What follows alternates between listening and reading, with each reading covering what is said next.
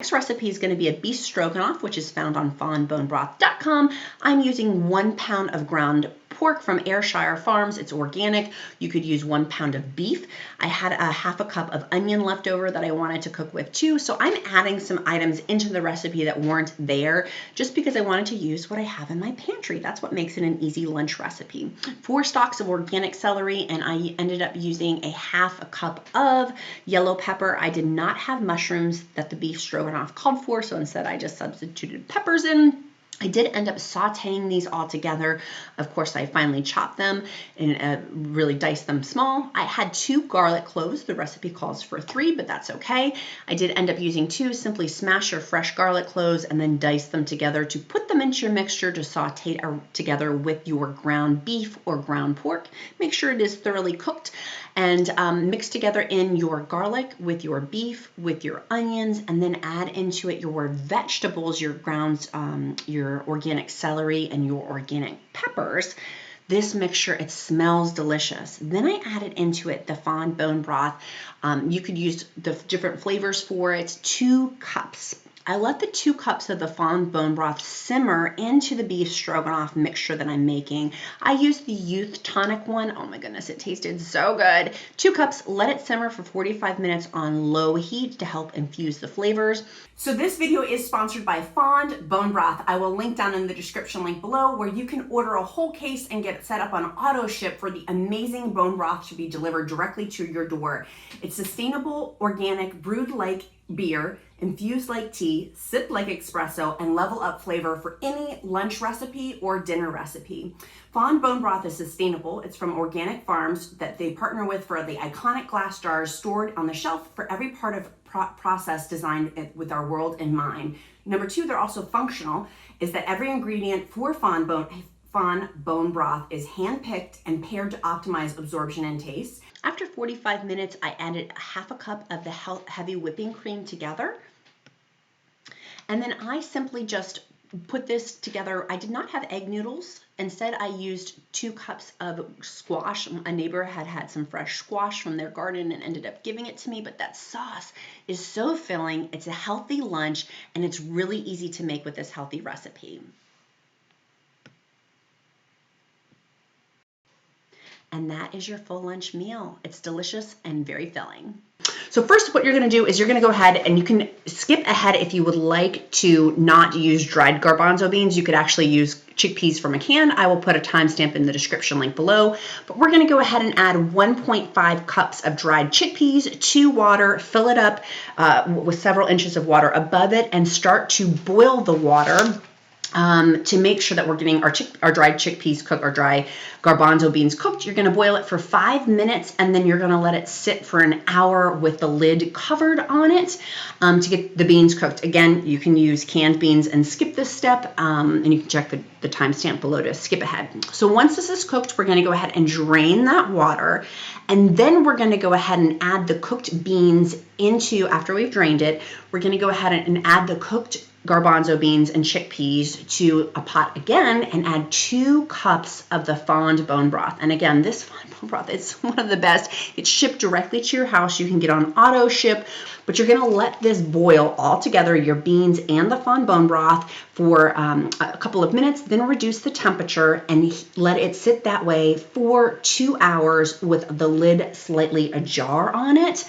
And then that way it's going to soak in the juices, soak in all of the amazing healing properties that comes with fawn bone broth. Check out down below in my description bone broth benefits, the video I did on bone broth of why it's so healing for our bodies, for our guts. And this is a really easy recipe for hummus to get it, for nourishing components of it. So I use this other half of the garbanzo beans, and ironically, I washed out my fawn bone bar jar, and I'm going to put the extra beans in that. I did use Fresh Jack's Smoky Southwest. I'm using a half a tablespoon of the Smoky Southwest in there. I'm going to go ahead and put my fond bone broth, the garbanzo beans, and just put that in the pantry to use for later. So this recipe calls for 1/4 cup of well-stirred tahini that's going to go in there. In addition to our 1.5 cups of chickpeas, we're going to go ahead and put that directly into a food processor or a blender. I didn't have a food processor, so I just used a blender. Super, super simple. I will link this organic tahini down below. I did also use 2 limes in there. The recipe calls for 1/4 cup of lime or lemon juice.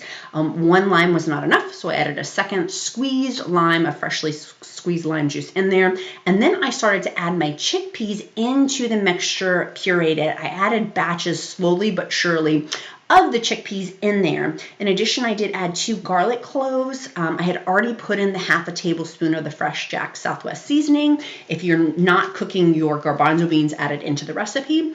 And then 1/4 cup of the fond bone broth that we had cooked the beans with to boil them together. Then you're going to add that into the blender. Mix it and keep this process going, and that is the end result. The easiest hummus recipe from scratch.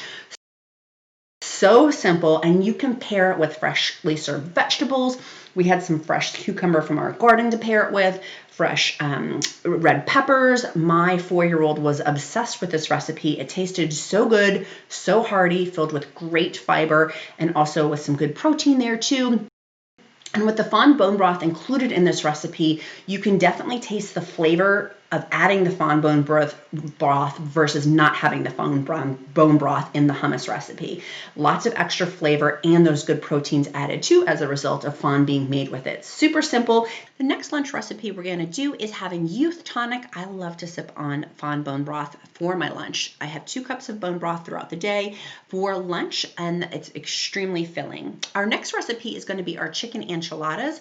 I took our fond bone broth, 2 cups of the bone broth. It doesn't matter which flavor that you want to use for it, which is great. It's open-ended on that sense.